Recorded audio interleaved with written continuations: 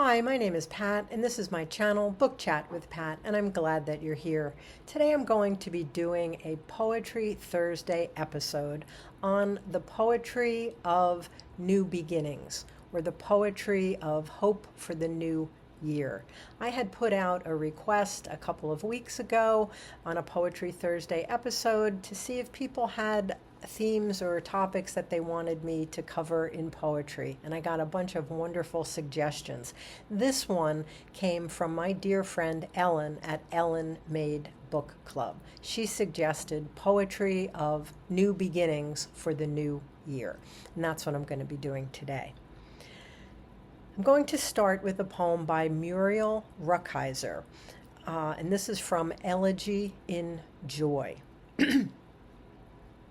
We tell beginnings for the flesh and the answer, or the look, the lake in the eye that knows, for the despair that flows down in widest rivers, cloud of home, and also the green tree of grace, all in the leaf, in the love that gives us ourselves.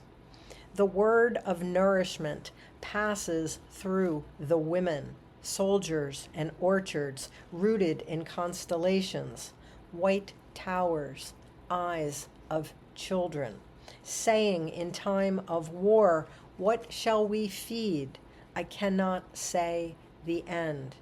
Nourish beginnings. Let us nourish beginnings. Not all things are blessed, but the seeds of all things are blessed. The blessing is in the seed. This moment, this seed, this wave of the sea, this look, this instant of love, years over wars and an imagining of peace, or the expiation journey toward peace, which is many wishes flaming together. Fierce, pure life, the many living home, love that gives us ourselves in the world known to all, new techniques for the healing of the wound and the unknown world, one life, or the faring stars. Next, I'm going to read A House Called Tomorrow by Alberto Rios. You are not 15 or 12 or 17. You are 100 wild centuries, and 15 bringing with you in every breath and in every step.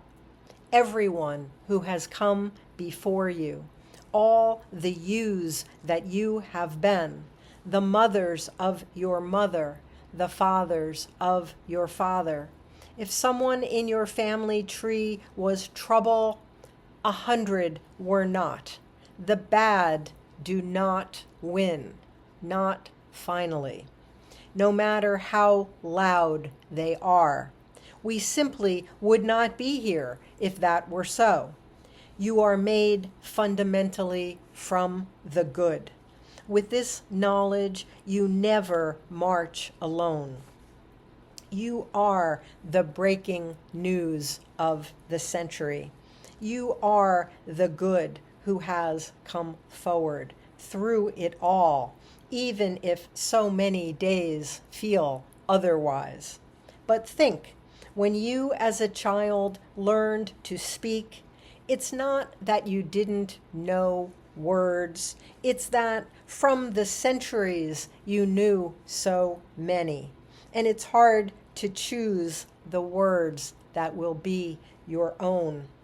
From those centuries, we human beings bring with us the simple solutions and songs, the river bridges and star charts and song harmonies, all in service to a simple idea that we can make a house called tomorrow. What we bring finally into the new day, every day, is ourselves. And that's all we need to start. That's everything we require to keep going. Look back only for as long as you must. Then go forward into the history you will make. Be good, then better. Write books, cure disease, make us proud, make yourself proud. And those who came before you, when you hear thunder, hear it as their applause.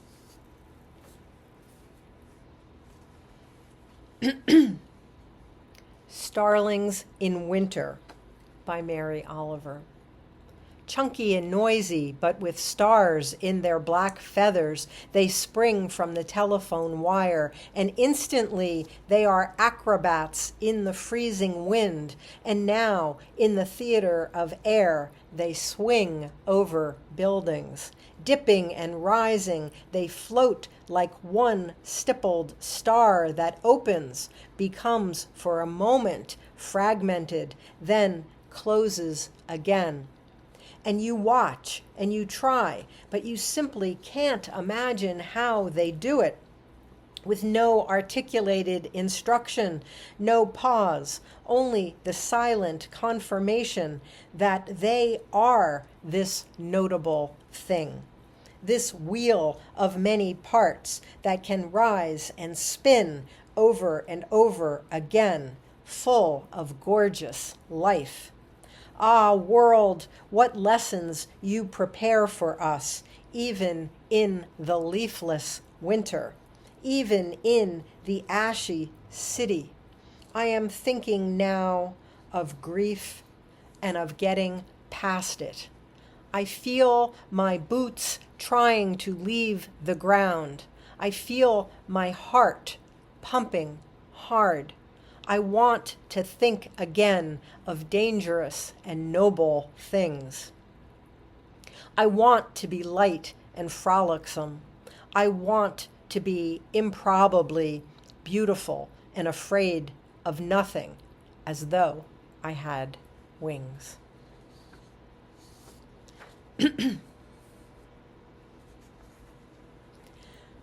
Burning the Old Year by Naomi Shihab Nye.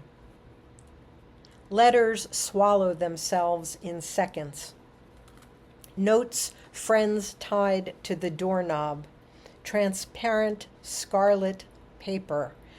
Sizzle like moth wings. Marry the air.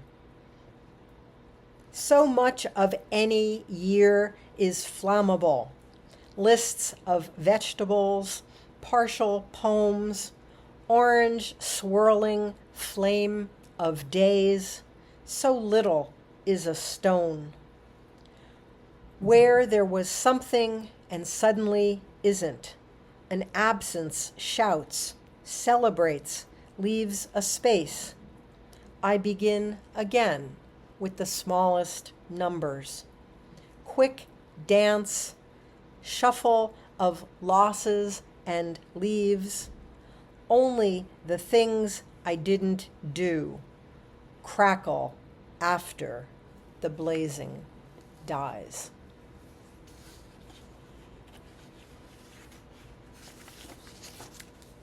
And finally, To the New Year by W.S. Merwin.